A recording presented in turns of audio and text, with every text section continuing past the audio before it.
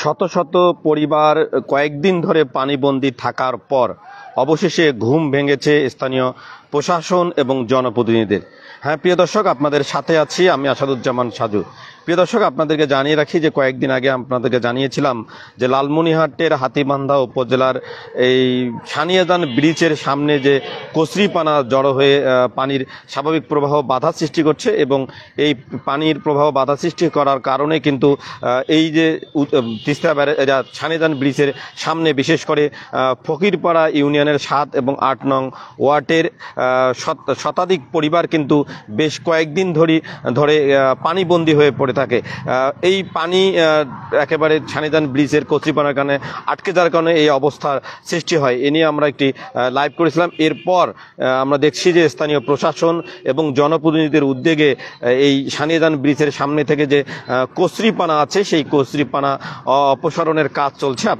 আপনাদেরকে আমরা সেই দৃশ্য দেখানোর চেষ্টা করছি। আপনাদেরকে জানিয়ে রাখি যে এই কাজটি যদি আগে করা যেত, অর্থাৎ বর্ষার আগে বা বন্যা শুরু হওয়ার আগে যদি করা যেত, তাহলে এই যে ফকিরপাড়া ইউনিয়নের 7 এবং 8 নং ওয়ার্ডের শতাধিক পরিবার যে কয়েকদিন ধরে পানিবন্দী, তাদের যে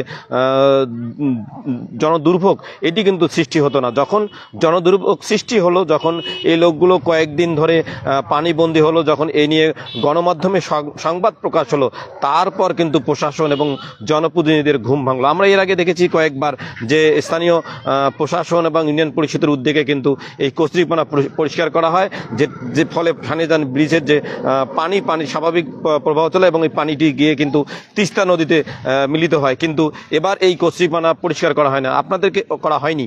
আপনাকে জানিয়ে রাখি যে এই সানিয়াজান নদীর পানি কিন্তু ভারতের যে শিঙ্গিমারি নদী আছে, সেই শিঙ্গিমারি নদী হয়ে এই পানি কিন্তু সানিয়াজান নদীতে প্রবেশ করে।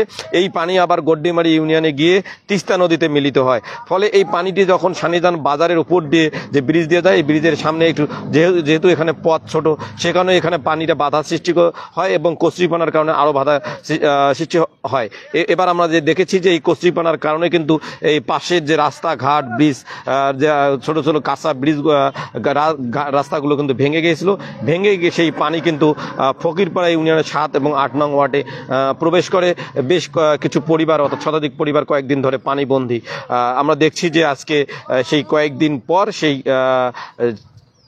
সানিয়াজান ব্রিজের সামনে যে কচুরিপানা, সেই কচুরিপানা পরিষ্কার করা হচ্ছে। আমরা এই কচুরিপানা অনেক দেরিতে হলেও এই কচুরিপানা পরিষ্কার করা হচ্ছে। এজন্য আমরা স্থানীয় প্রশাসন এবং জনপ্রতিনিধিদেরকে ধন্যবাদ জানাই। সবাই ভালো থাকবেন।